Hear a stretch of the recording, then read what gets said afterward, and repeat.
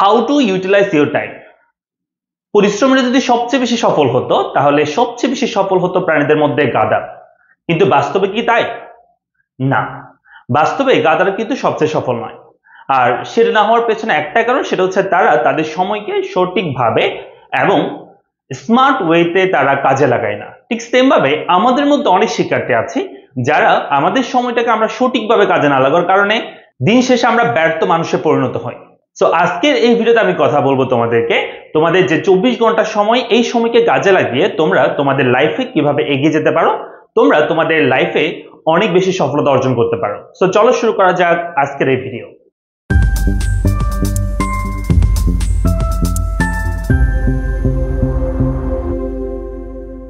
আমাদের লাইফে কিন্তু 24 ঘন্টা বরাদ্দ করা আছে। এই 24 ঘন্টা যে সবচেয়ে বেশি সুন্দর ওয়েতে ব্যবহার করতে পারবে এবং ইউটিলাইজ করতে পারবে, সেই কিন্তু লাইফে সবচেয়ে বেশি সফল হবে। এক্ষেত্রে যারা আদিম আরব দার্শনিক ছিল, তারা কিন্তু এই 24 ঘন্টাকে 3 ভাগে ভাগ করে তারা ইউটিলাইজ করত।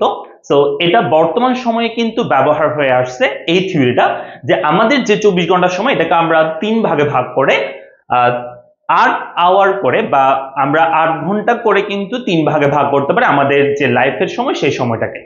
প্রথম 8 ঘন্টায় আমরা এখানে, এই 8 ঘন্টা আমাদের পড়াশোনা এবং যারা আমরা অন্যান্য কাজ করি সেই কাজগুলো আমরা করব। দ্বিতীয় 8 ঘন্টাতে আমরা আমাদের যে ঘুমানোর যে সময়, সেই সময়টা আমরা এখানে বিশ্রামের সময়টা এখানে নির্ধারণ করব। এরপর বাকি পরবর্তী যে 8 ঘন্টা, সেই 8 ঘন্টা আমরা নিজেদের যে পার্সোনাল টাইম বা সেলফ কেয়ার বা বলতে পারো নামাজ, খাওয়া দাওয়া বা অন্যান্য কাজগুলো আমরা করব। তার মানে আমাদের লাইফে যে 24 ঘন্টা সময় একদিনে, সেই 24 ঘন্টাকে আমরা 3টা ভাগে ভাগ করতে পারি। এই 3 ভাগে ভাগ করলে আমাদের অনেক কিছু উপকারিতা আছে। তো চলো আমরা কয়েকটা উপকারিতা দেখি। যেমন ধরো, এই 3 ভাগে ভাগ করলে আমাদের প্রথমত আমাদের সময়ের সঠিক ব্যবহার আমরা নিশ্চিত করতে পারবো এবং আমাদের কাজ এবং ব্যক্তিগত জীবনের মধ্যে একটা ভারসাম্য বজায় থাকবে। মাথায় রাখবা, শুধু পড়াশোনা করলে কিন্তু তারা একদম মানুষ না আর কি, ঠিক আছে? মানুষ হতে হলে এখানে সব গুণ থাকতে হবে। শুধু পড়াশোনা করলেই কিন্তু আমাদের কি বলা যাবে না, যে অনেকে আমরা বলি যে শুধু পড়াশোনা করলে জাস্ট একদম পাগল হয়ে যায় একটা সময় গিয়ে, ঠিক আছে? তো শুধু পড়াশোনা করা যাবে না, আমাদেরকে আমাদের সমাজে যে আমরা থাকি, সেই সমাজের, আমরা যেহেতু একটা সামাজিক জীব মানুষ, তো আমাদেরকে এইগুলো মেনটেন করতে হবে। তো সেই জন্য ব্যক্তিগত এবং আমাদের পার্সোনাল যে জীবন, কাজের মধ্যে একটা আমরা ব্যালেন্স করতে পারবো। পর্যাপ্ত ঘুম এবং বিশ্রামের অনেক বেশি প্রয়োজন আমাদের লাইফে। তো পর্যাপ্ত ঘুম এবং পরিশ্রম, আমরা যদি বিশ্রাম না করি তাহলে কিন্তু আমাদের লাইফে সব কাজ সুন্দরভাবে আমরা করতে পারবো না, আমাদের কাজে ফোকাস থাকবে না। হ্যাঁ, এই যে প্রোডাক্টিভিটি এবং ফোকাস, এই জিনিসটা ধরে রাখার জন্য, প্রোডাক্টিভিটি বাড়ানোর জন্য এবং ফোকাস ধরে রাখার জন্য আমাদেরকে অবশ্যই আমাদের যে সময় 24 ঘন্টা, সেটাকে 3 ভাগে ভাগ করা উচিত। এরপর আমরা যেটা করব, এই কিভাবে আমরা এটা বাস্তবায়ন করব, যে আমাদের লাইফে আমরা আমাদের যে সময়টা 24 ঘন্টা, এটাকে আমরা 3 ভাগে ভাগ কিভাবে করতে পারবো এবং করার পরে এটাকে আমরা কেমনে মেনটেন করতে পারবো। এক্ষেত্রে বেশ কিছু তোমাদের নির্দেশনা দেব। সেটা হচ্ছে নিয়মিত রুটিন করে সকাল বিকাল রাত ভাগ করে নেওয়া। আমরা এই জিনিসটাই একটু পরে ভিডিও শেষে আলোচনা করব। খুবই গুরুত্বপূর্ণ টপিক সেটা আমরা আলোচনা করবো, কিভাবে আমরা রুটিন গুলো করবো বা কোন ওয়েতে আমরা স্টাডি করলে আমাদের সবচেয়ে বেশি ভালো আমরা ফোকাসে রেখে আমাদের পড়াশোনাকে শেষ করতে পারবো। 2 নম্বর হচ্ছে প্রাধান্য দেওয়া, অর্থাৎ আমরা কোনটাকে বেশি প্রাধান্য দেবো, কোনটাকে কম প্রাধান্য দেবো, এটাকে আমাদের মাথায় রাখতে হবে।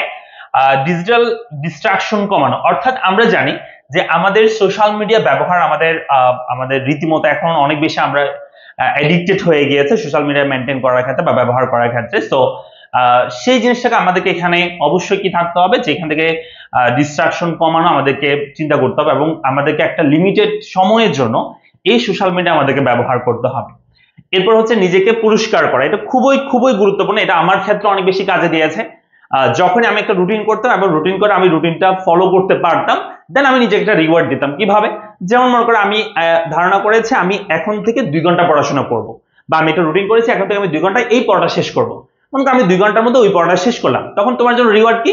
তুমি বলবা এই 2 ঘন্টার সময় যদি শেষ করে আমি যদি কি করতে পারি, যে 2 ঘন্টার মধ্যে এই পড়াটা শেষ করতে পারি, তাহলে আমি একটা চিপস খাবো, ঠিক আছে? তাহলে 10 টাকা দিয়ে একটা তুমি চিপস খাবা। বা এভাবে করে ছোট ছোট কি করবা, নিজেকে রিওয়ার্ড দিবা। বা এই 2 ঘন্টা আমি যদি পড়াশোনা করতে পারি, তাহলে আমি আধা ঘন্টার জন্য আমি ঘুরতে যাব, বা আধা ঘন্টা আমি গেম খেলবো, বা আধা ঘন্টা আমি একটা কি দেখবো, আমি একটা হচ্ছে এন্টারটেনমেন্টের জন্য কোন একটা ভিডিও দেখবো, ঠিক আছে, এটা তুমি চাইলে করতে পারো। তার মানে তোমাকে একটা রিওয়ার্ড দেওয়ার ব্যবস্থা করতে হবে তোমাকে, তখনই তুমি মোটিভেট ফিল করবা। এই তিনটা নিয়ম যদি আমরা ফলো করতে পারি আমাদের লাইফে অনেক বেশি ইম্প্যাক্ট করবে, এটা আমি মনে করি। তো আমাদের আজকের যে টপিকটা সেটা হচ্ছে আমরা কিভাবে স্টাডিটা মেনটেন করব। আমরা তো বুঝতে পারলাম 3 ভাগ আমরা ভাগ করব আমাদের লাইফে যে সময়, সেই সময়কে 24 ঘন্টাকে। তবে আজকের আমাদের ফোকাস বা আজকের আমাদের মূল বিষয় সেটা হচ্ছে তোমাদের পড়াশোনা নিয়ে, অর্থাৎ যে আমরা 8 ঘন্টা পড়াশোনা করব, সে 8 ঘন্টা আমরা কিভাবে পড়াশোনা করব, কোন ওয়েতে পড়াশোনা করব, কিভাবে আমরা রুটিন মেনটেন করব, ঠিক আছে। সো আমরা এই 8 ঘন্টাকে দুইটা স্ট্র্যাটেজি ফলো করতে পারি এখানে তোমাদের পড়াশোনার ক্ষেত্রে। একটা হচ্ছে আমরা যে স্ট্র্যাটেজি ফলো করতে পারি সেটা হচ্ছে সাবজেক্ট বেসিস, আমরা একটা স্ট্র্যাটেজি ফলো করতে পারি। আর একটা হচ্ছে টার্গেট বেসিস, অর্থাৎ আমাদের স্ট্র্যাটেজিকে আমরা দুইটা ভাগে বা দুইভাবে তুমি চাইলে প্রিপারেশনটা নিতে পারো বা তুমি রুটিন করতে পারো।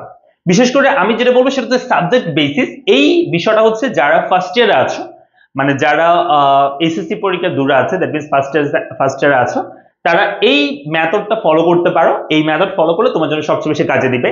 অন্যদিকে যারা এসএসসি পরীক্ষাতে আছো, মানে তোমাদের হাতে তেমন বেশি সময় নাই, তারা তোমরা টার্গেট বেসিস এই মেথডটা তোমরা ফলো করতে পারো।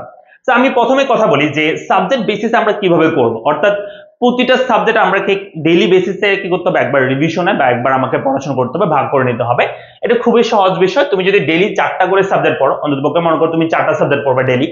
সো যেমন আমরা জানি ইংরেজিতে আমাদের সবচেয়ে বেশি শিক্ষার্থীরা অ্যাপ্লাস মিস করে, এসএসসি শিক্ষার্থীরা। সো এই ইংরেজিতে তোমাকে অবশ্যই সবচেয়ে বেশি সময় দিতে হবে। এখানের জন্য আমি 3 ঘন্টা সময় বরাদ্দ করছি। ডেইলি তোমাকে 3 ঘন্টা ইংরেজি পড়তে হবে, এবং বাংলা এবং আইসিটি এই দুটো সাবজেক্টের শিক্ষার্থীরা সবচেয়ে বেশি অ্যাপ্লাস মিস করে ইংরেজির পরে। সেজন্য এই সাবজেক্টে তুমি ডেইলি 2 ঘন্টা করে সময় দিবা যারা ফার্স্ট ইয়ারে আছো। অর্থাৎ আমি এই সাবজেক্ট বেসিস এটা হচ্ছে ফার্স্ট ইয়ারকে বেশি রিকমেন্ড করছি, কারণ তোমাদের হাতে এখন যে একদম 3 মাস বা 5 মাসের সময় নাই বা একদম বরাদ্দ নাই যে তোমাকে সিলেবাস শেষ করতে হবে। সেজন্য তোমাকে এই বেসিসটা তুমি ফলো করতে পারো। আর তুমি যদি মনে করো যে না, আমার ফার্স্ট ইয়ারের পরীক্ষা সামনে 2 মাস পরে, তাহলে আমি টার্গেট বেসিস আগাবো। সেই টার্গেট বেসিসটা আমরা একটু পরে দেখাবো। তাহলে এরপর হচ্ছে তুমি অ্যাকাউন্টিং, সিভিক্স, ইকোনমিক্স। তো এখানে তুমি যদি একদিন অ্যাকাউন্টিং পড়ো 1.5 ঘন্টা, এরপরের দিন তুমি হচ্ছে তুমি কি করবা, ইকোনমিক্স পড়বা। বা তুমি যদি সিভিক্স করো এরপর তুমি ইকোনমিক্স পড়ো। এভাবে করে তুমি 1.5 ঘন্টা সময় এখানে নিবা। অর্থাৎ বাংলা, ইংরেজি, বাংলা, ইংরেজি এবং আইসিটি এগুলো তোমাকে কি করতে হবে, যে তোমাকে ডেলি পড়তে হবে। কেমন, একদিন ইংরেজি পড়লে, সরি, একদিন বাংলা পড়লে একদিন আইসিটি পড়ে, এভাবে করবা। আর ইংলিশ প্রত্যেকদিন পড়তে হবে, হ্যাঁ। তারপর চলে আসে আমরা ফাইন্যান্স, ম্যানেজমেন্ট, সোসিওলজি এবং হচ্ছে ইসলামিক হিস্ট্রি, বা তোমার যে গ্রুপ সাবজেক্ট আছে সেটা তুমি পড়তে পারো। এই দুটোর ক্ষেত্রে এটা 1.5 ঘন্টা টোটাল আমি যদি বলি, সেক্ষেত্রে আমাদের টোটাল হয় 8 ঘন্টা। এভাবে করে আমরা যে সাবজেক্ট বেসিসে আমরা কিন্তু আমাদের যে 8 ঘন্টা পড়ার সময় সেটাকে আমরা ভাগ করতে পারি। সো এটা সবচেয়ে বেশি কাজে দিবে ফার্স্টে যারা আছে তাদেরকে। আর যারা চিন্তা করতেছো মানে একটু সময় বেশি আছে তোমাদের হাতে, তারা এইভাবে করতে পারো। এরপর আমরা কথা বলি টার্গেট বেসিস। এটা খুবই গুরুত্বপূর্ণ, যেটা আমার লাইফে সবচেয়ে বেশি কাজে দিয়েছে, এই টার্গেট বেসিস পড়াশোনাটা। আমি যদি বলি তোমার লাইফে মনে করো যে তোমার সামনে কোন একটা পরীক্ষা, যেমন তোমার এসএসসি পরীক্ষা সাপোজ। এসএসসি পরীক্ষার জন্য তোমার হাতে মনে করো সময় আছে 100 দিন। 100 দিন তোমার হাতে সময় আছে। তা আমি ওই 100 দিনকে যদি তোমার সাবজেক্ট কয়টা আছে যদি ভাগ করে দিই, মনে করো তোমার সাবজেক্ট হচ্ছে, এই 100 দিনকে তুমি ভাগ করতে পারো তোমার 13টা সাবজেক্ট, মানে 13টা paper, first first second paper মিলে 13টা কিন্তু তোমার বিষয় আর কি। সো আমরা 13 দিয়ে যদি ভাগ করে দিই, তাহলে আমাদের প্রতি সাবজেক্টে বা প্রতি পেপারে আমাদের কতদিন সময় পাচ্ছি সেটা আমরা বের হয়ে যাবে। তার মানে আমাদের টোটাল যে ডে, সেটাকে আমাদের টোটাল সাবজেক্ট দিয়ে ভাগ করলে আমাদের পার সাবজেক্ট কত আমরা টাইম পাচ্ছি সেটা আমাদের বের হয়ে যাবে। তাহলে 100 কে যদি আমরা 13 দিয়ে ভাগ করি, তাহলে আমাদের আনসার কেমন আসে, 7.69। তো এই 7.69 এটা হচ্ছে আমার একটা সাবজেক্ট পেছনে আমি পাচ্ছি, অর্থাৎ 7 দিনের চেয়ে একটু বেশি, বা 7.5 দিন ধরতে পারো একটা পেপার, অর্থাৎ অর্থনীতি প্রথম পত্র বা বাংলা প্রথম পত্র বা ইংরেজি প্রথম পত্র, এটা পড়ার জন্য আমার সময় হচ্ছে 7 দিনের মতো একটা পেপার পড়ার জন্য। এখানে তুমি একটু কম ধরবা। কেন কম ধরবা, কারণ তোমার হাতে কিন্তু আরো এখানে ঈদ থাকবে বা অন্যান্য হয়তো ব্যস্ততা থাকতে পারে, সেজন্য একটু কম। মনে করো 7 দিন ধরো, তোমার হাতে 7 দিন একটা পেপার পড়ার জন্য। এখন তুমি মনে করো যে তোমার প্রতি চ্যাপ্টারে কত সময় লাগবে, তাহলে আমরা যেটা করতে পারি, ওই 7 দিন 7.69 ওটাই রাখি আমরা।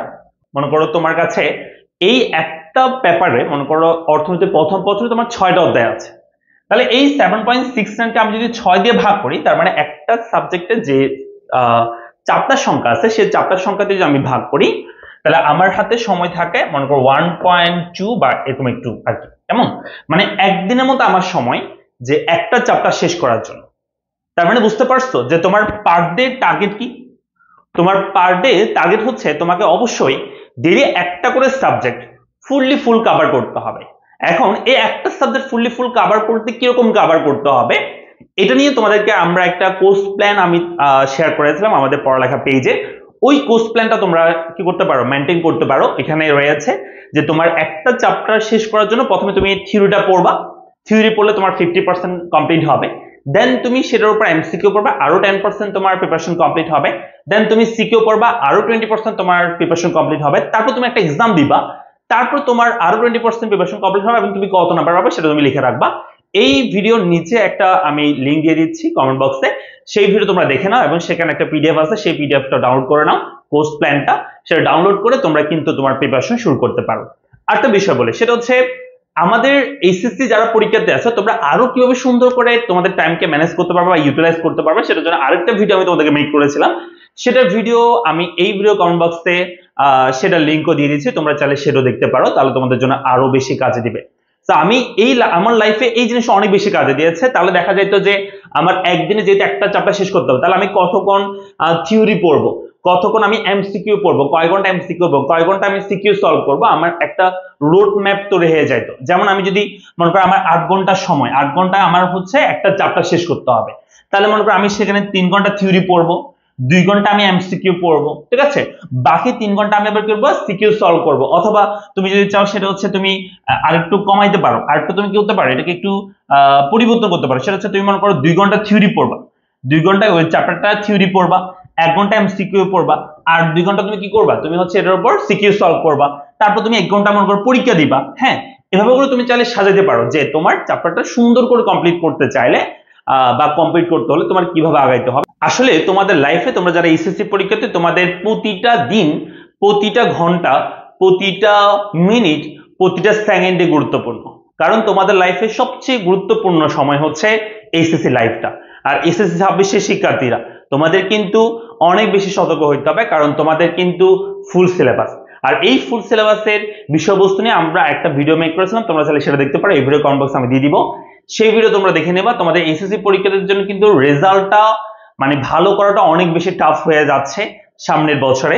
সো সেই ভিডিও তোমরা দেখে নিবা, তোমাদের অবশ্যই অনেক বেশি কাজে দিবে।